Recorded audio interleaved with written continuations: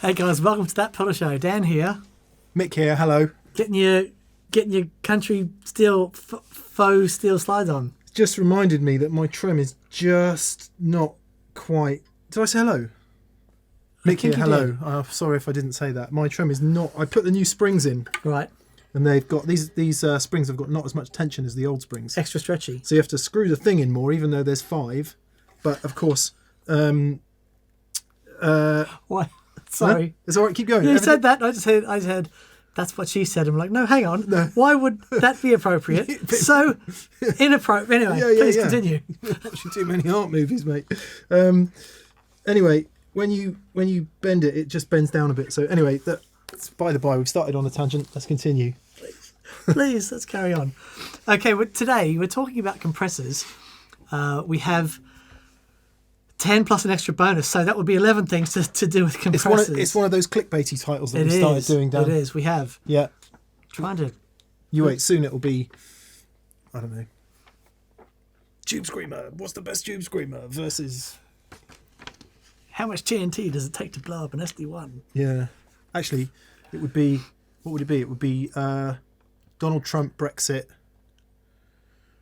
Donald Trump's favourite tube screamer. Yeah. It isn't what you think. During Brexit. What else? With environment. Perfect. Yeah. Hosted by Ariana Grande. Yeah. There you go. There we go. That would be clickbait. This is just 11 great ways to use compressor for guitar. Yeah. Lovely. Okay, we get asked so many questions about compression. And if I'm honest, I don't know. So this is going to be a learning experience for me as well. Yeah, I had a look at we had a compressor one-on-one video that we did on the old channel. And that's over 300,000 views on that one. Oh my goodness. And I thought, so we had a look at what a compressor is and what a compressor does. This is some ideas and sounds that you can do with compressors and different sort of compressors, because there's a bunch of them. Yeah, we thought we could explain everything about compressors and talk about different types of compressors, FETs, VCAs, what other types of compressors are there? Optical compressors, OTAs, yes, etc. Very new. Yeah, and we'll touch on some of that as we go through. I can't profess to understand it all. Dan will undoubtedly understand more than me. But we thought more interesting, why don't we come up with 11 things to do with a compressor that would help those explanations along the way. Love it. However, I do think it's worth talking about some compression basics. Definitely. Some definitions of terms. Lovely. Which I've had to write down. Okay. Because there are some things that I don't understand, Dan. We be planning. Yeah. So if you take the most famous guitar compressor ever, this one. Yes. My glorious early 70s script logo. MXR DynaComp, which we can hear in a minute. That doesn't have any of the controls that you would associate with classic compression. Nope. It has output and sensitivity. Mm-hmm. However, when you start getting a little bit more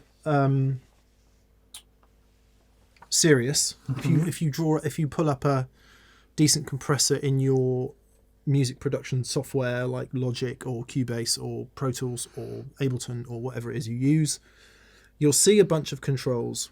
So I thought we'd have a little talk about some of those. Okay. Does that work? Yes, perfect. What's the threshold, Dan? The threshold is the point at which things start to compress. Great. If you look on that Bondi compressor back there, which you can't see because it's too far away, that has a threshold knob on it, as do lots of other studio type compressors. Mm-hmm. Yes. Good. More compression with the knob turned low usually. Right. Because here's where the compression kicks in. Mm-hmm. So you turn the knob up. The compression doesn't kick in till there. Yes, okay. Does that make sense? Yes. Does that make sense? Okay. Ratio. So the ratio is the amount of compressors after it hits the threshold. You had a really good example. We have a 5-to-1 ratio. So here is the threshold's here. My guitar signal's come up. It's hit the threshold. Anything after this threshold, it's going to compress that by a ratio of 5-to-1. So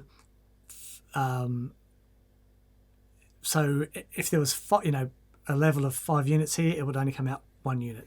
That's I read that on the Sound on Sound pages. Sound Right. and Sound magazine. Hello, Paul and Dave. I don't suppose you ever watched this, but if you did, and Sam and all my friends at Sound and Sound magazine, I didn't know that. So if you go 5 dB over the threshold, it basically you'll get 1. Yeah. Or that's what 5-to-1 means. Yeah. Or 1-to-1 is no compression. Yeah.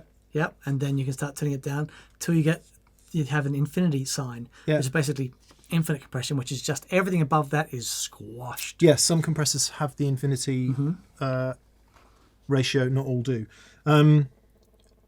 Attack. Someone's phone's on, I think. Don't think it's mine. Attack. I say, attack is how fast that compression kicks in. You were supposed to come at me with a comedy axe there. Sorry. Ah! Yeah, the amount of speed with which the compressor compresses once it reaches the threshold. Yeah, we'll have a look at that in a minute, because I've noticed the attack on this is pretty blimmin' slow, Yes. whereas on this it's pretty blimmin' fast. Yes. Okay. And release. The length of time until it releases the compression. Okay. And attack, not to be confused with knee. That's right. Which I was confused by. Oh, okay. So the knee is the amount of time it takes from when it hits the compression to where it gets to the compression ratio. So if it's a 5-to-1 ratio, the amount of time it takes to get from 1-to-1, 2-to-1, 3-to-1, 4-to-1, 5-to-1. Which is different from the attack, because the attack it will go straight from, the attack happens at the ratio, right? That's right. That's the confusing part, because they sound like they're going to be the same thing to me, but they're not the same thing. No. Right. No, because it's how quick something with a really slow attack will let a transient or two through before it starts to compress. Which That's is the what the DynaComp does. Yeah. We'll get to that in a minute. Okay.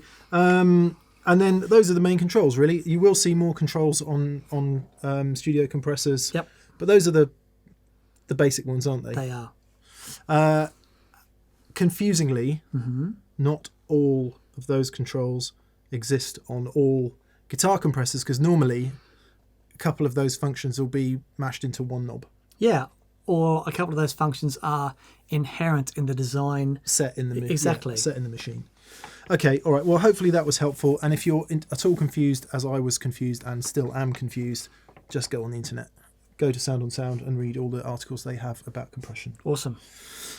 Shall we get onto some practical stuff, Dan? Yes, let's do that. Oh, actually, we should talk about gain and volume. So some have an input level and obviously an output level, because if you compress, let's say, by 12-to-1, your sound is much quieter than it would have been, so you might want to boost that level on the output. Yeah. Yeah. So, 11 things then, Dan. 11 things. Start at number 1. 1. That country picking sound. There you go. So compression is an effect that, for the country stuff, we hear it all the time. The MXR has this very cool OTA chip in there, operational transconductance amplifier, and what it does is it's a big part of its sound, and so we have 2 knobs on there. One is the output and the second is the sensitivity, which is, if you take all those things combined, and it's basically throws them all in one knob. So here we're going to hear what a slow attack sounds like, because we were just playing this a minute ago. So here's 2 amps today, Dan's 61 AC30 and a Victory V40, the Duchess, which for reasons I can't really explain, I haven't used for ages, but I forget how good it sounds. I used it in a vlog recently. Wonderful thing. Yeah. Okay, here are the amps then. Okay.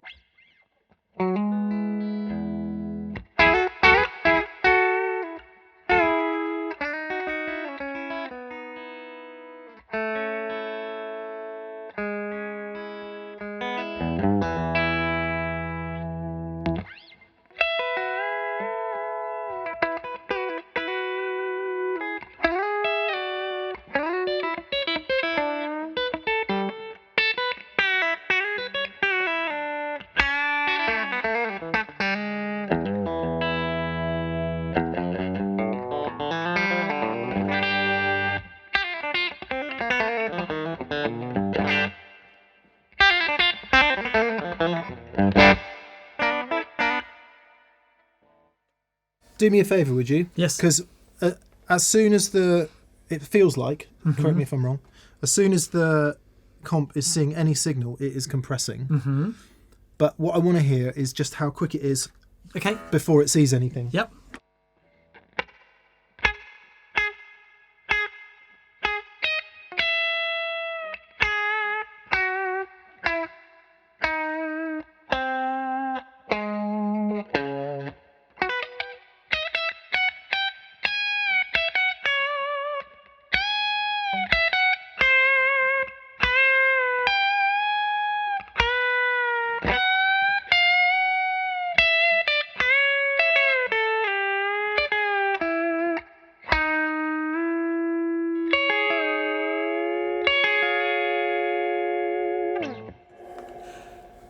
But it's such a cool sound. The funny thing is, if I just quickly grab my Les Paul,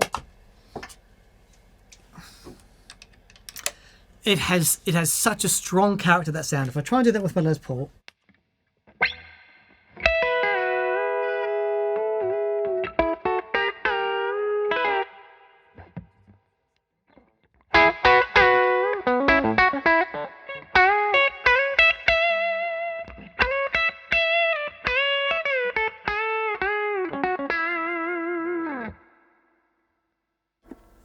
I find I can only really use that with Telecaster.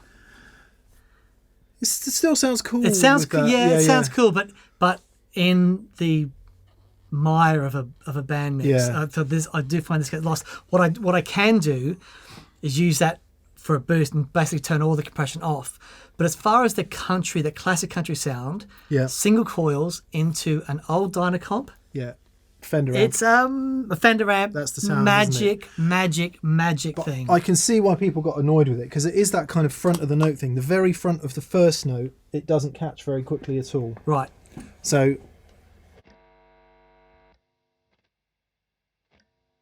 there you go. if I'll just play a note and then I'll play some more notes. So if you listen to the front of the first note and then the front of, say, the fifth note. Right.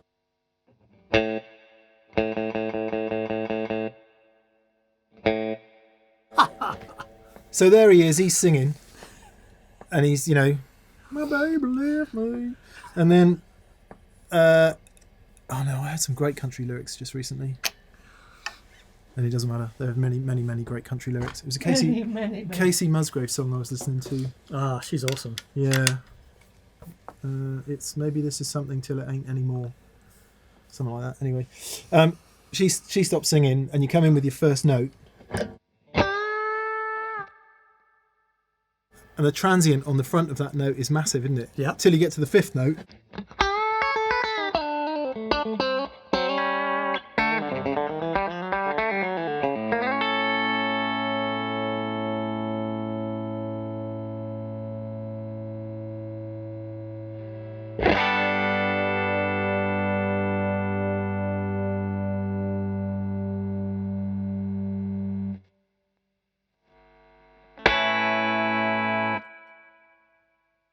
You get the first. That's the sound. That's the sound that, It's killer sound. it's Isn't it? just wonderful. But there's nothing transparent about it. There's a lot of character on there. But it's a sound that you hear it, it's like, right. Yeah. That's how they did it. That Telecaster, that and the Fender Twin, careers have been made on that sound. That's the sound, yeah. Mm-hmm. What was Buck Owens' guitar player? Whatever his name was. God, terrible for names today and remembering things, Dan. Okay, it's important to say that lots of these compressors can do many of the things. Yes. We're just using them as examples as we go along. Yeah. Right, thing two. Says here, Dan, fabulous funk chops. Let's just go with funk chops, shall we? So one of the things that I think defines, if you take Nile Rodgers as an example, I can honk Nile Rodgers. Can you? Yeah. If you take Nile Rodgers as an example, that thing that we were just talking about, where the front of the note is,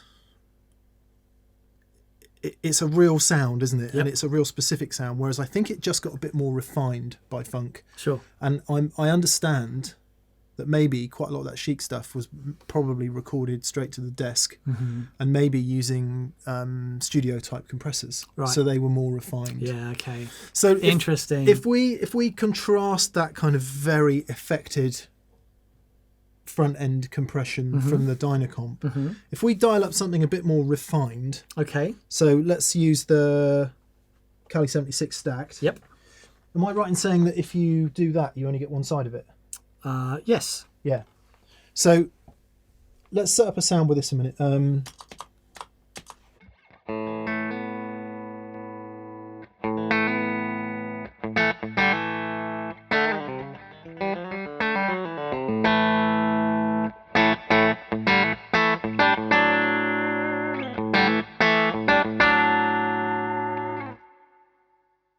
If you just contrast that with how the DynaComp sounds. Sure.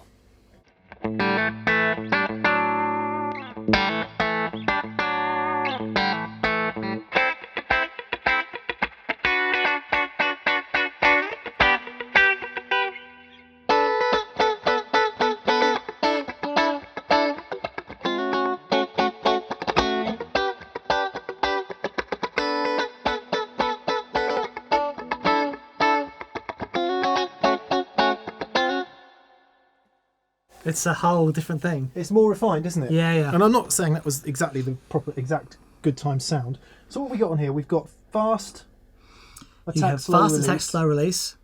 Could we, in the context of the Shiki style Yep, stuff, yep. could we see which is the more appropriate, Sure. if there is, indeed, if there is one?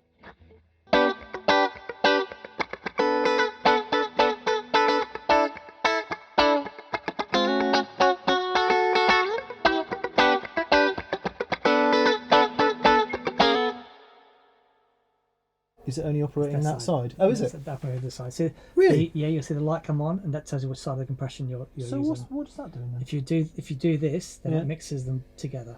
Okay, So now if we do this, that's just one. That's just the other side of it, is it? it's not a balance thing. So how much of the signal is going through.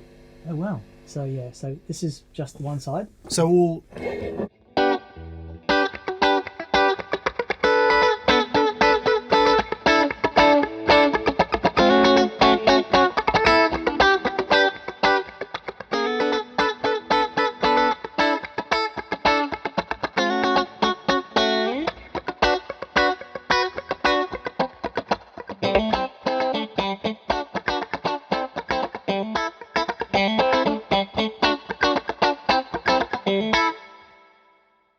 So can we just hear that with and without the Cali then? Yes. And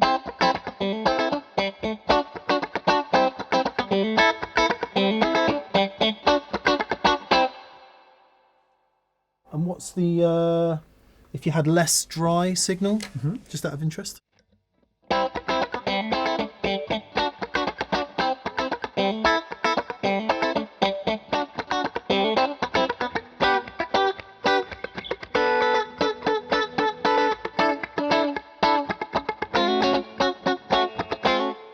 Sophisticated, I think, is the right word. More for refined, that. yeah. I think the Nile sound would be even spankier than that because it would be characterised by, if not going straight to desk, I'm not entirely sure that was the case, but certainly less mid-range, less overdrive. There was a little bit of overdrive. I think the level was pushing it a bit. Right. Were you getting a hint of overdrive there? Pushing into the amp. Yeah, tiny bit. Yeah, maybe. It is such a clean second position type thing, and if you imagine that if he's plugging straight into a desk, which I believe he is, even though the preamps and everything is great, the headroom on those things is awesome. So without a compressor there, it's all transient, no sustain. Yes, you know what I mean? So it's almost essential in that environment because it's yeah. catching those mega transients. There you go. And he's using, the big old. I think from what I can read online, it probably was 1176. It was, right. But, cue a million comments going, no, of course it wasn't. He very famously used the, which would be interesting to know. Sure. Sure, you can play choppy rhythm on a DynaComp style thing, but I think the more refined studio sound requires a faster attack. Definitely. Doesn't it? Yeah, definitely. Feels like it. Cool. All right, number 3. Number 3. Says here, Dan, get lovely sustain for leads. Oh, yes. So I guess we're talking a little bit about overdrive order, and direct signal. Yeah, so we're talking about positioning of the compressor, having a compressor with a bit of a clean blend in there.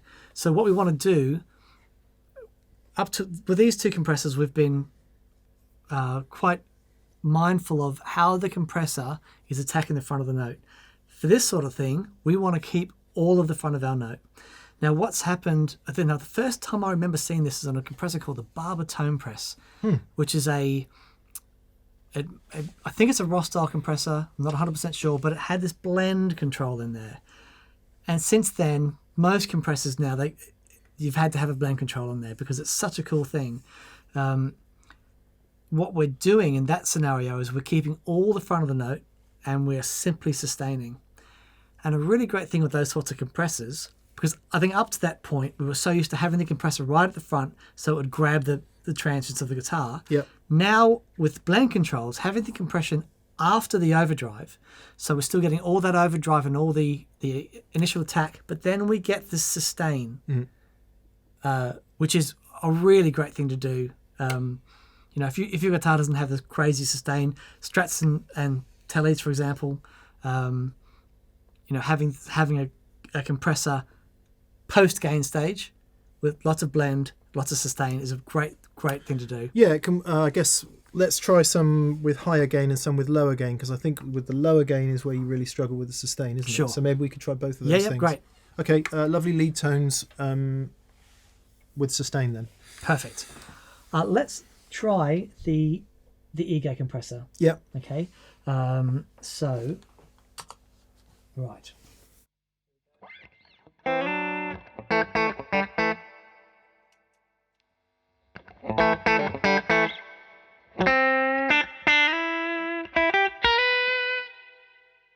So, if I turn the blend all the way down,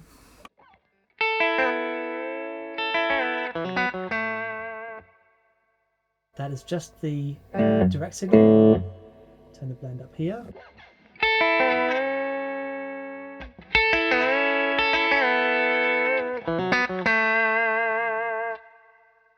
That's all compression. So I've turned the sustain up a little bit, and now I'm going to just get a blend between the two.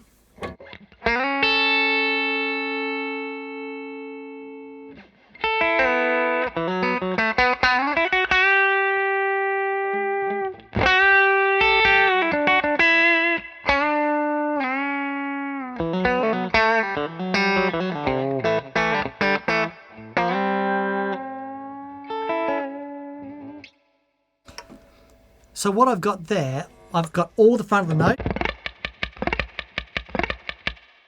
but then when I hit it, when I bend the note up,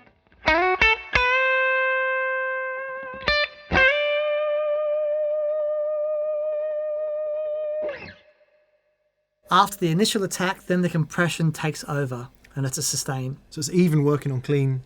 Yeah. Working really nicely on clean stuff. Yeah. Let's try it with some overdrive then. Okay. So our overdrive pedal today is the other half of the Keeley Aria, which we'll come on to in a second, but we're just using at the present time, we're using it as an overdrive. Yeah. So let's hear it without the ego one.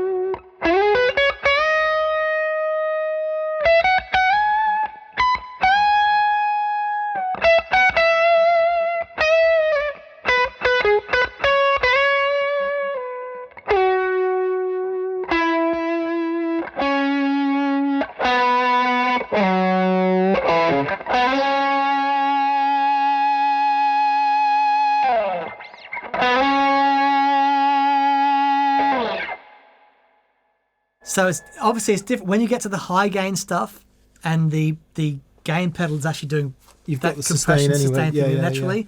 But yeah, it's on those lower gain things where you can, if I turn the sustain Just up, eke it out. yep, sustain up here. I'll keep it in the high gain mode, but just turn the drive down a bit. Great.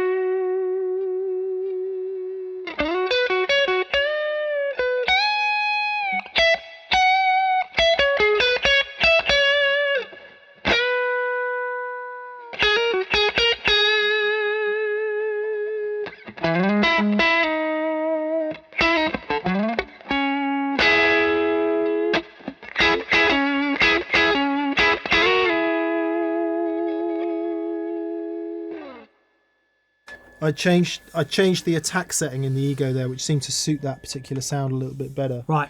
Now, of course, what the Aria does, we should give honorary mention to Robert Keeley, actually. We really should, because it was the Keeley 2-knob compressor, the kind of the reimagining of the Ross compressor back in the 90s, that really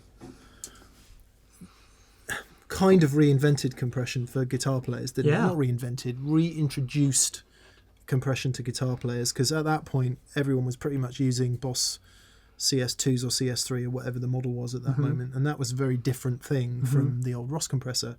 Keeley came along with the 2-knob compressor and sold a gazillion of them, and that has gone through. And Keeley, he's the man in guitar compressors for that reason, some of which has made it into the Aria here. And what's cool about that is it gives us an opportunity to hear. So what you were just hearing was the compressor after the overdrive. So compare that with compressor before the overdrive, which is not going to be the same thing at all. So here you go, Dan. Here's the drive in the Aria.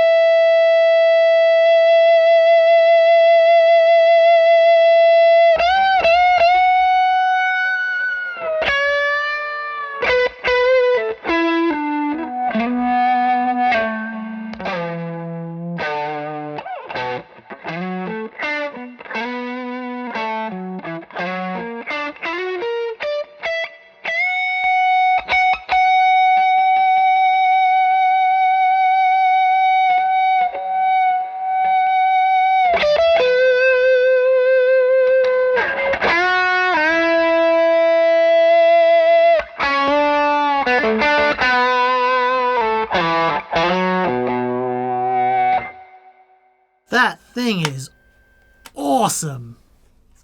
Yeah.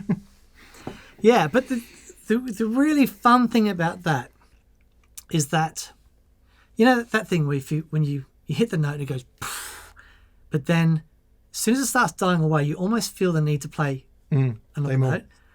That gets rid of that. Yep. And you're just happy to let the note bloom. And, do its thing. Just wonderful. Killer. Yeah. So great.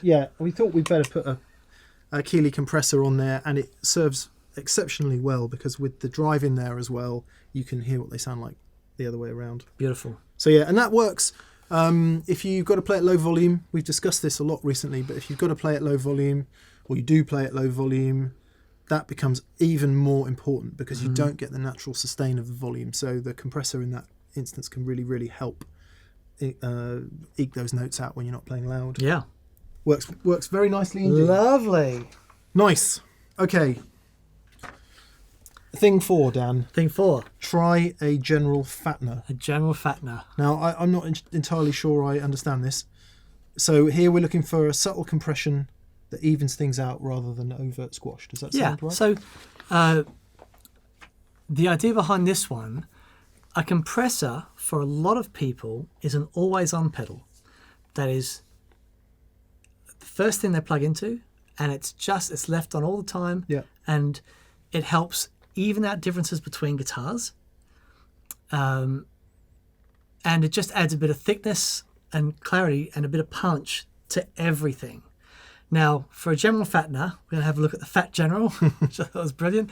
Now, this is really interesting. This is, so Dan Coggins, who... We should give Dan a honk. We should give Dan a honk, because he's a legendary designer. Never know whether we should honk pedal makers or not, because originally it was always artists. Oh, we no, sort of started are you honking. kidding? We've started honking pedal makers as well, so Dan They're should the get rock a honk. stars. And Robert Absolutely. Keeley And Robert Keeley. should have a honk. And Brian Wambler should have a honk. Yep. And we'll honk more as we go along. Yes. So, Dan Coggins, who designed this with Thorpe. Nice. Now, this is an optical compressor. So far we've got OTA, Yeah. FET. FET. Not entirely sure what that is. Probably an OTA type if it's Or VCA type, I think is maybe. But anyway, so the optical compressor, it has its own character, sort of defined by the process between the bulb and the light dependent resistor, and it's a very cool thing. Now this has also, again, the blend control and a tone control. Now, which is really cool, because you can dictate how much tone that compression has on top of the blend control, which is then, of course, on top of your direct control. And why I've seen these on a number of boards, including Dave Gregory. He has this at the start of his pedal chain. It's basically on all the time. Okay. It's a very cool thing. So, where are we?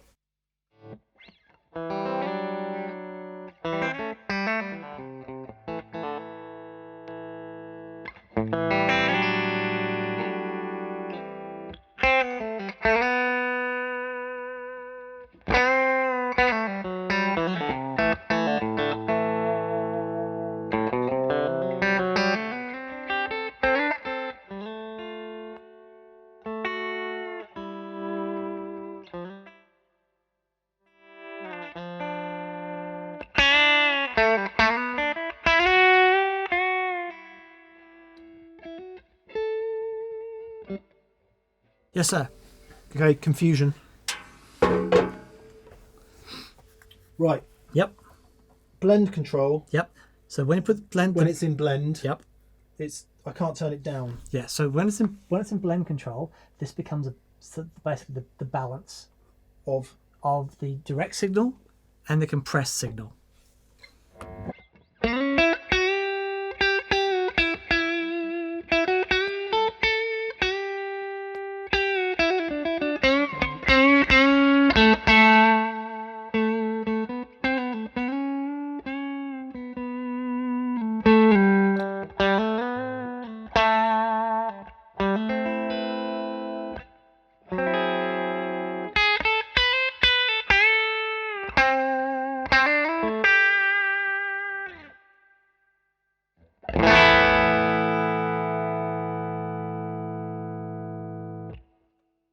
And then in juicy mode, it's just the compressor. In juicy mode, it's just the compression.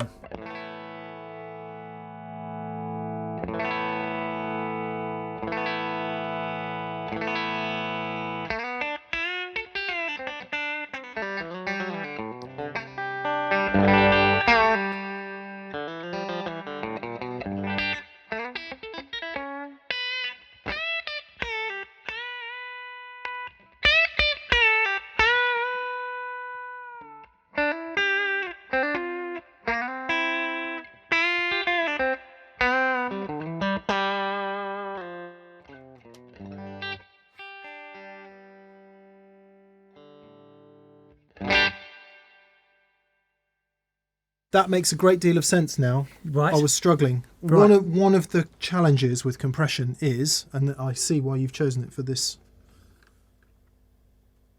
general Fattener, Yep.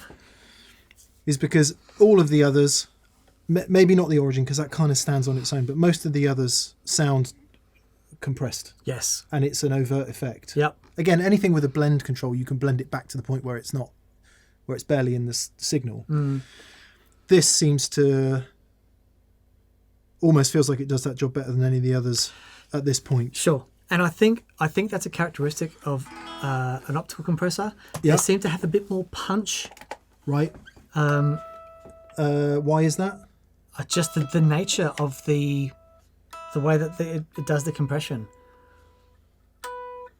Okay, so listen to Humbuckers. What are you? Do you have any general thoughts? Seeing as we're talking about general fatness, any general thoughts on how humbuckers and single coils react? With this sort of a compressor, as long as there's enough balance in there, what you'll find is that, like normally there'd be a big disparity between these guitars. This goes part of the way, sort of evening that out. Okay, so we're sticking on fairly clean tones then, are we? For now. Right. Definitely liking the blend. Let's have a bit more compression in there. Okay. And take it round to the compression side a little bit more. That seemed to be working.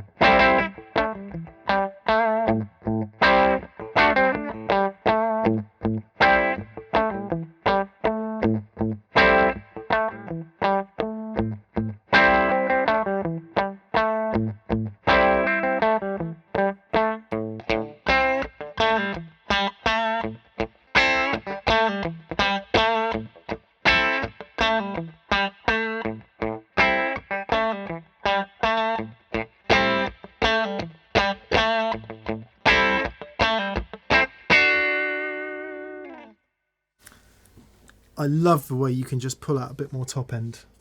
It's really nice. It's really nice. It's such a winning thing, and it's different in that yes, it is compressing, but with that blend control in, and that sort of blend and that style of compression just seems to work so well together. Yeah. And it's fair to say that you could get most of the way there using either an EQ or an overdrive pedal, a very transparent overdrive pedal, but what you don't get is the dynamic shift and the sustain. Yeah. Where's the overdrive in relation to that at the moment? It's after it. It's after it. No, sorry, the overdrive is before it. Okay, well, does that matter?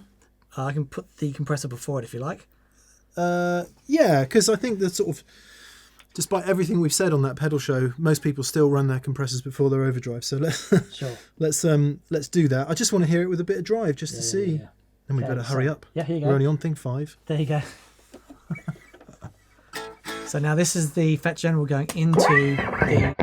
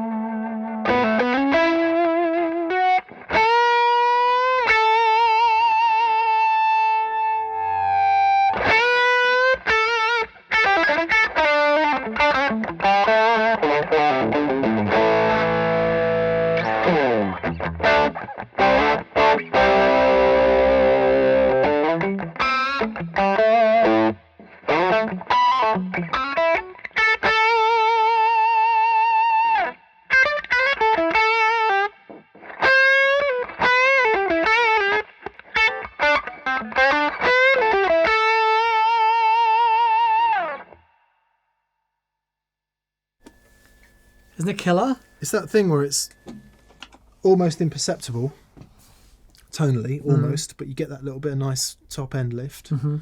And yet the dynamic improvement, or the dynamic change, shall we say, not necessarily an improvement, is really playable, makes it... We always talk about this. In fact, we had a question recently. Someone said, how on earth can a pedal change the way the guitar feels? The guitar is the same. It's just bits of metal, wood. So it's the same. The guitar feels the same, right? If you look at it logically. Okay. Because it can't physically change how the guitar feels. Which is an interesting philosophical question. Yeah, it can. It can because of the magnetic field with the pickups and the effect that it has on the strings. Right. This is why buffers can change the feel of it because of it's very slight. Yeah. But it can have an effect. But just for whoever asked that question, it's not purely about the actual physical feel of the guitar under your fingers. It's how it interacts with the sound in your brain. There you go. That's what makes the difference. Yeah. And that it feels slinkier, slicker to play, like you can get away with a bit more. Sure. And that extra sustain. I like that. Yeah, it's really great. I like really that. great. Cool. We're up to... God, we're actually only on number 5, Dan. We really are going to have to hurry up. Move So it along. let's do 5 and 6 together. Okay. These are simulate the squash of the front end of a valve amp, Right. or the power amp stage. Cool. So the differences in those, I would say, are the front end is kind of, if you overdrive the front end of an amp, it's spongier, it's more dynamic, it's slinkier under the fingers. The power amp thing to me is more about sag. Yes. Okay. So it's a similar kind of thing, but it manifests differently. Sure. Do you think we could... Yeah. Well, we're going to get anywhere near that? Yeah. So the idea with going to the front of the amplifier is that we're going to have the compressor after the effects again in an amplifier that's got loads of clean headroom. Then we're going to have, to simulate the sag of a power amp, we're actually going to use a compressor in the effects loop of an amplifier. Oh, nice. Okay. Okay. So let's choose... for the front end, I would say let's choose this. This is the Effectrode PC-21. Yeah. Now this is also an optical compressor, but it has a valve stage Oh, it must be good then. after the...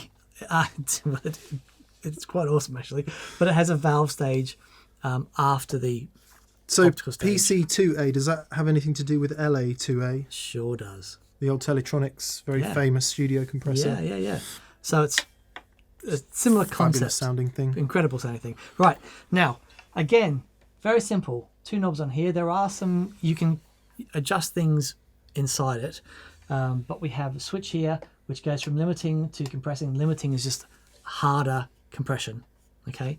So if we'll leave it on limiting for now, and then I'm going to turn the peak reduction off, and I'm going to just set it at unity. So if you can play for us for a second. I think I've got a dodgy volume pot. Oh, do you? Okay.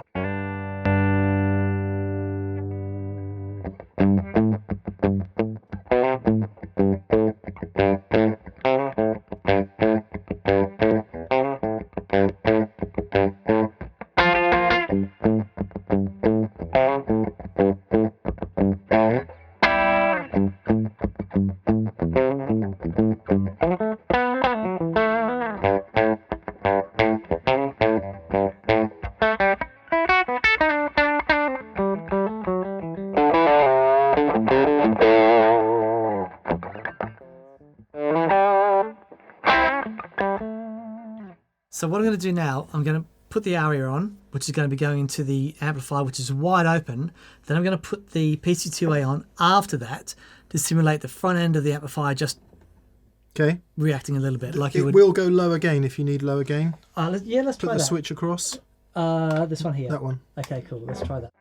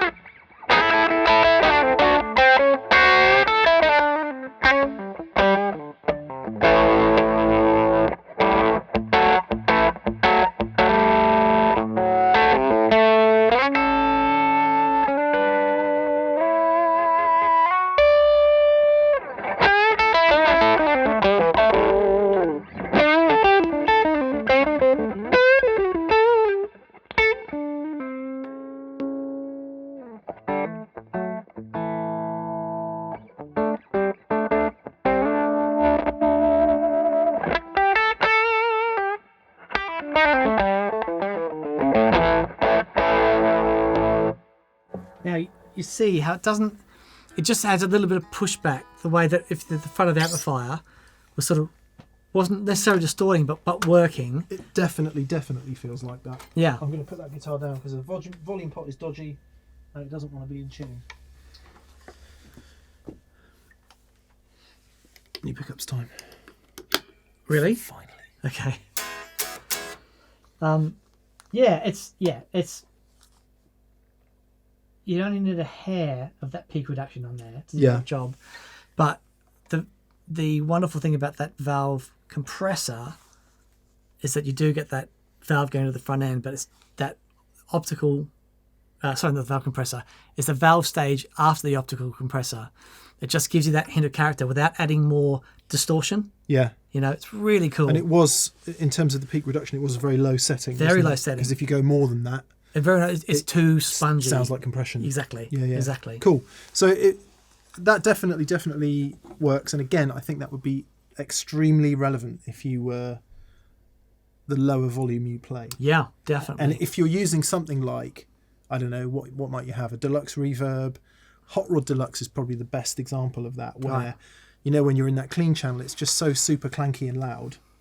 There you go. There you go. Overdrive pedal, bit of compression. Yeah. Starts to feel a bit more like the front end of an amp that's cranked. You could also use the overdrive channel, but that's a whole other thing. Now, to look at the power stage, what we've got here is we've got the Bondi FX 2026 into the effects loop of the amplifier. Now, how we want to do this, because again, we're not trying to add gain, we're not trying to add a crazy squashy effect. What we want to do is just add a hint of that compression that happens naturally when the power stage of the amplifier is working. So it's a similar approach to this, but effectively what we're going to be doing is using that as the master volume, adding a touch of compression. Okay. As opposed to, so effectively we have the master sort of wide open on the amp. Okay. Which is, Hello. There you go. There you go. Great. So I wanted to turn the level down to 0. Yep. On the pedal. I want to turn it on. Yep.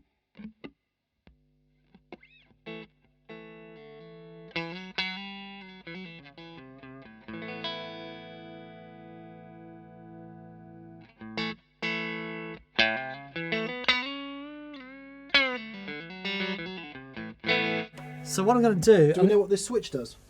In the up position, it's a soft knee. In the down position, it's a hard knee. So what do you reckon we want for amp?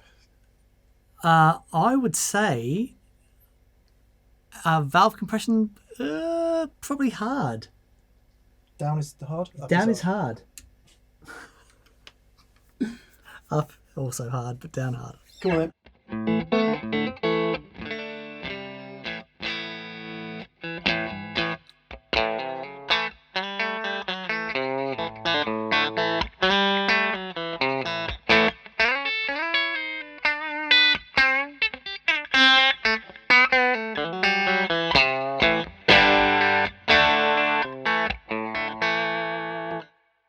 So now, if we turn, what I'm going to do, I'm going to turn the overdrive pedal on and just turn the master volume down. On, that's it.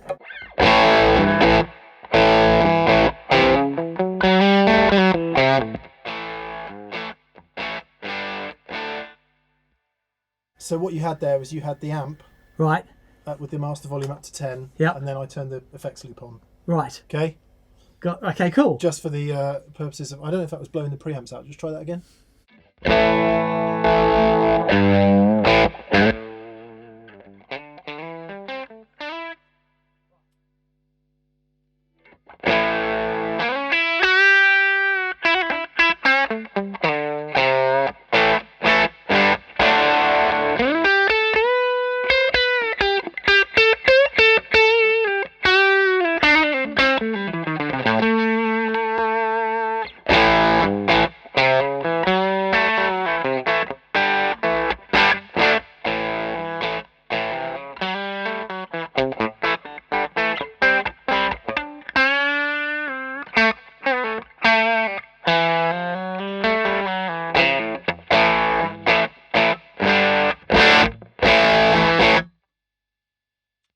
So, as an alternative to having just the master volume, having a compressor in the loop just to simulate a few of the characteristics of the power valves in the distorting. Yeah. And then using that as the master volume. It can be a cool way to add a bit of that, those sorts of dynamics back into the sound. Yes. But especially for, at home. I think depending on how loud you play, what pedals you use, what Yeah. amp it is, you've got to really fiddle with those controls just to Sure. get it in exactly the right place. Sure. Nice. Cool. Okay. 6. 7, I reckon. 7. Because we did those two together. Oh, very quickly. good. Okay. We are speeding up because we're yeah. Okay. Okay. We don't. 2 compressors at once. All right. Grab your slide. Oh no. Grab your slide, boy. I knew this was coming. Right. So an old studio trick. I first learned about this from a producer that I worked with in Sydney, a guy called Daniel Denham. And he said that he used to run 2 compressors together, and whatever the first compressor missed, the second compressor would grab. And I thought, yeah, what a cool idea. Now, this is something that the very famous slide guitar player, Lowell George. Lowell George, From Little Feat. Little Feat, and he used to do this with 2 1176s, and it became a real sound. Now, the Cali76 basically has that the ability to run one 1176 into the other. And so you get a sound like this.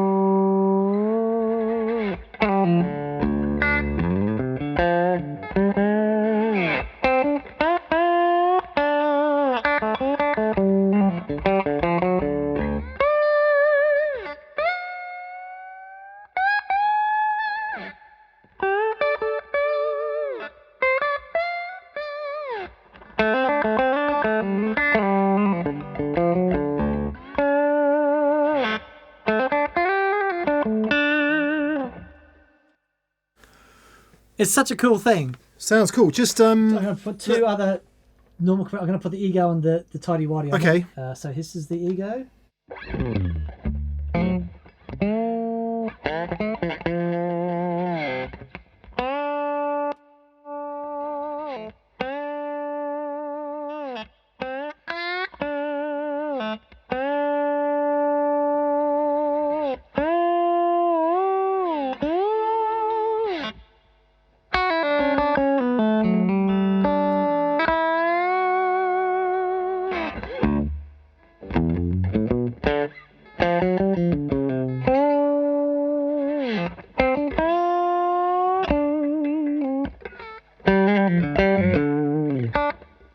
playing slide guitar notwithstanding, the Cali feels way easier to play. Yeah, designed for that job. Yeah. With those the Fets doing their thing, which is so uber quick. It is that sound. Yeah. Would you mind? I'm just going to play one note. Yep. Would you do it with the Cali on and the Cali off? Sure.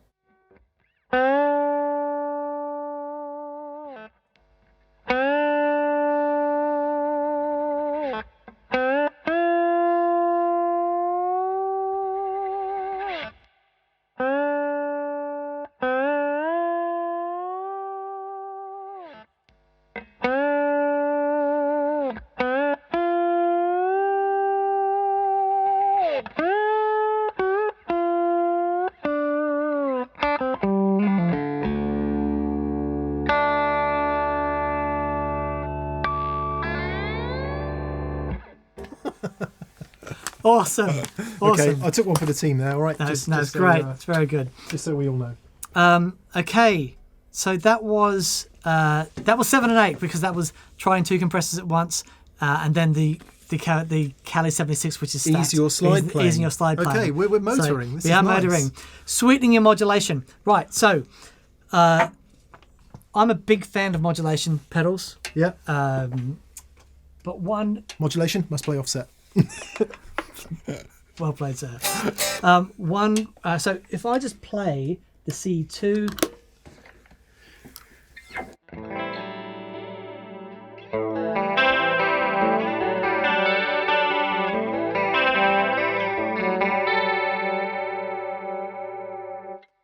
Right, great, that's very thick and awesome. Now I'm going to add the Analog Man. Now, Analog Man, wonderful, wonderful sounding Ross style compressor, but with the mix control.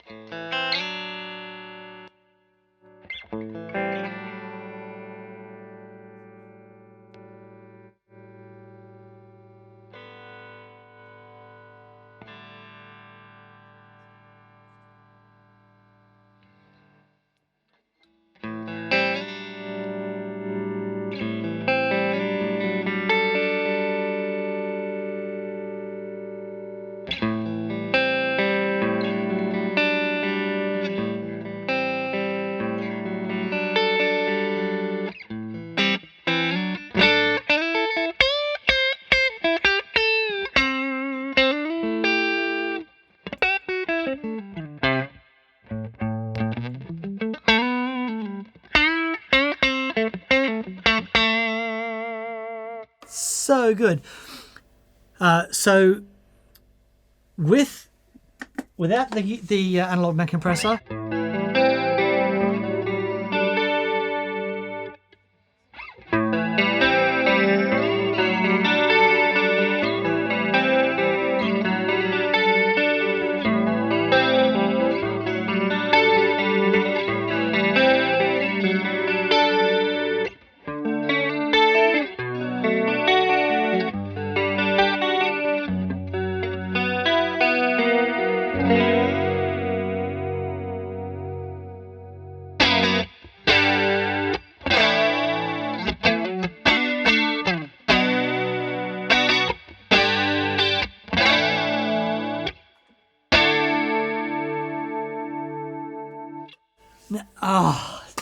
just magic.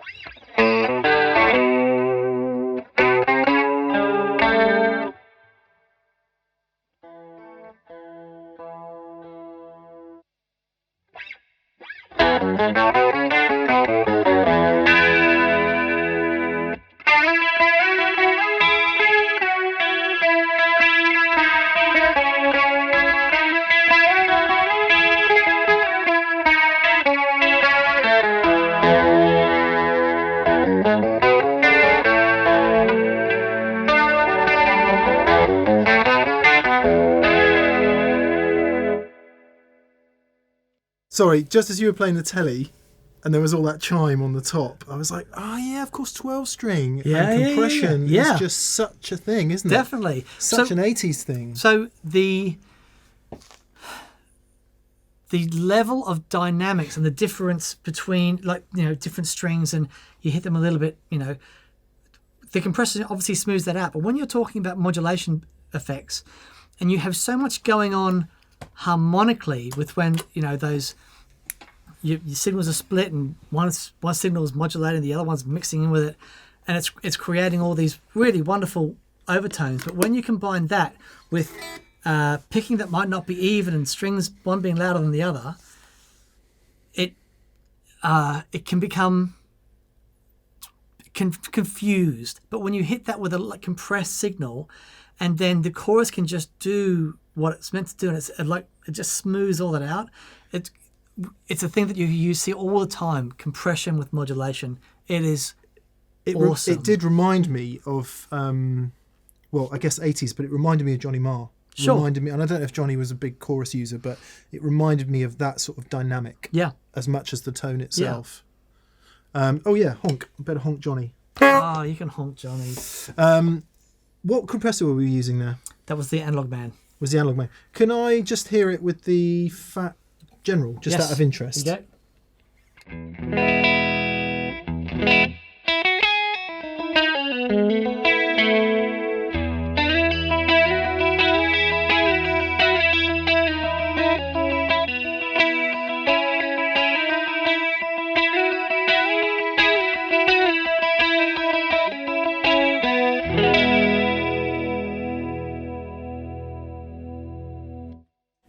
That's very interesting because the way we have the Fat General set up, it's not doing much compression. It's just adding its character, but because we got a lot of compression set up on the Analog Man, it goes and just smooths everything out. It was the high end of the Fat General that is what I wanted to hear as well. Yeah. Very cool. Very cool. Very cool. I like that a lot.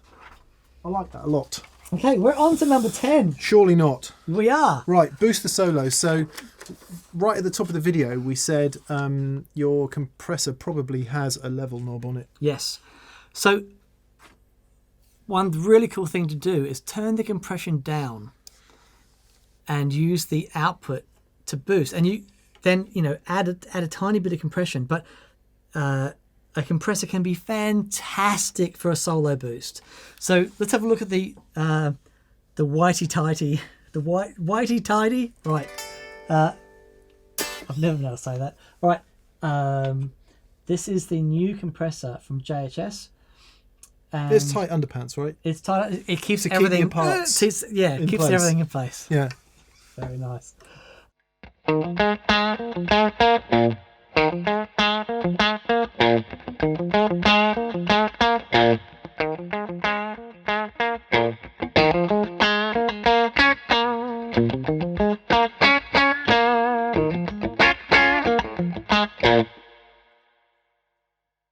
So all of a sudden you get, it's like we're saying all the time, the compression is the overdrive for your clean sound, all right? So for a clean solo boost, it's wonderful because you can, just throw that level, but you're not necessarily adding more overdrive. Now, but if we add that on top of an overdrive pedal, so I'm going to turn the gain down on here a little bit. So here you go.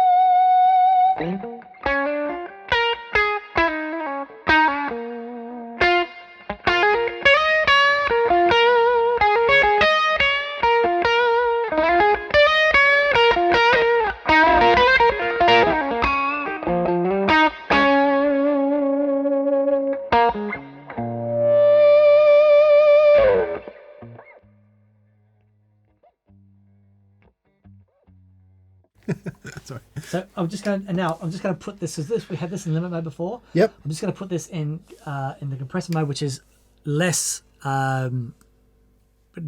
drastic compression, and so we can just hear this used as a solo boost. Because I use this as a boost for ages, and it's wonderful. So here you go. Same thing.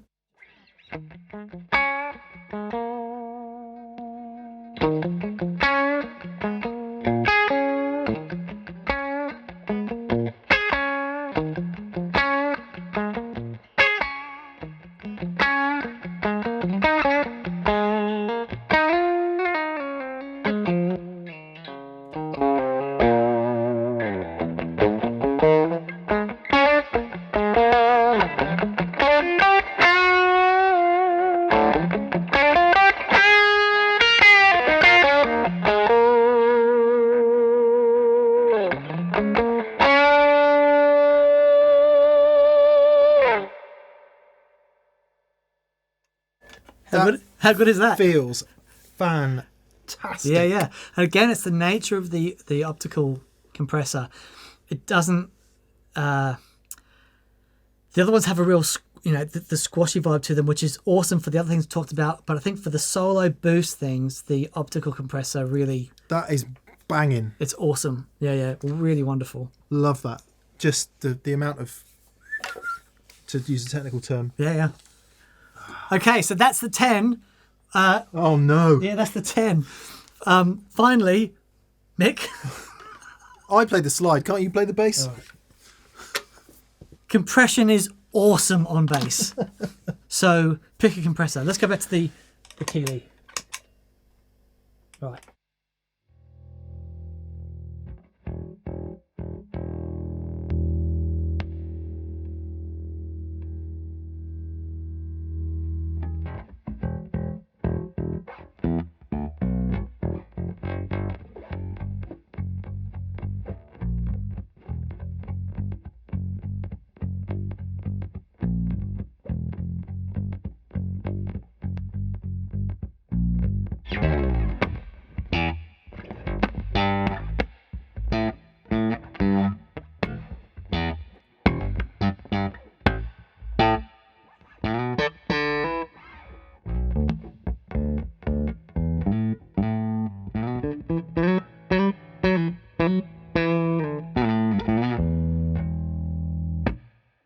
They're my bass licks. Keep going.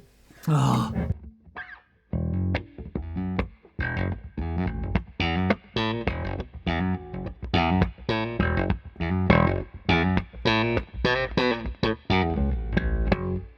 It's been days since my Vox has had bass through it. What I was trying to get to, Right. which Simon will have viciously cut into, For the love of sweet baby Jesus. is that obviously it evens out the transients. And if you're a rubbish bass player like me and Dan, sorry mate, but neither of us really are bass players. No. It's a real massive help when recording. Oh yeah. Because I don't know about you, but I can't strike a note cleanly on the bass Right. for love nor money. Doesn't work. Okay. Doesn't work. I want to try something though. Okay.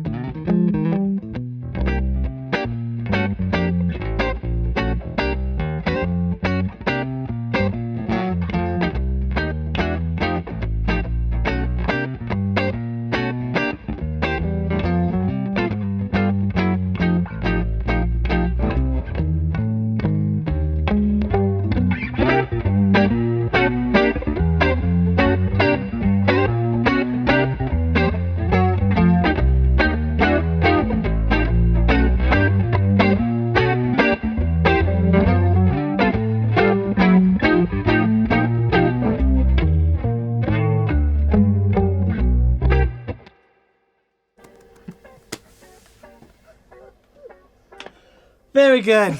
There you go, guys. Well, very something. Thank you for watching. I hope you enjoyed that. Okay, massive shout out to our patrons on Patreon. Thank you guys so much. You paid for that. You enjoy it. Also, to our preferred retailers in the UK and Europe is... Anderson's Music of Guildford, Surrey. in America. Pedal Empire of Brisbane, Queensland. No, America. Yeah. Riff City Guitar. And in Australia. Pedal Empire of Brisbane, Queensland. There we go. Also, should do thank this you. more. We should. A massive thank you to everyone that's gone to thatpedalshowstore.com and grabbed a t-shirt or grabbed some Mick strings or grabbed some Dan strings. Some Dan strings. Some Dan strings. I've sold the mine are a bit thicker. So Yeah, well, not everyone's prepared to play 11s. All I would say about that is they work fantastic on Strats and E flat. Yeah. If you but they also work awesome on all other guitars, including all my Gibsons, all your Gibsons, and everything else. So yeah, there you go. Yes, loads of stuff in there. Also, 2 patrons, done Pedal Show Store, all done that stuff. Yep, done retailers. done retailers. We're just excited by flashing lights, bass, and getting your bass chorus compressors. compression on. That was brilliant. It was. I thought Pino Palladino walked in the room. To be honest, So did I. Brilliant, guys. Have a fantastic week, and we'll see you soon. Bye. Bye.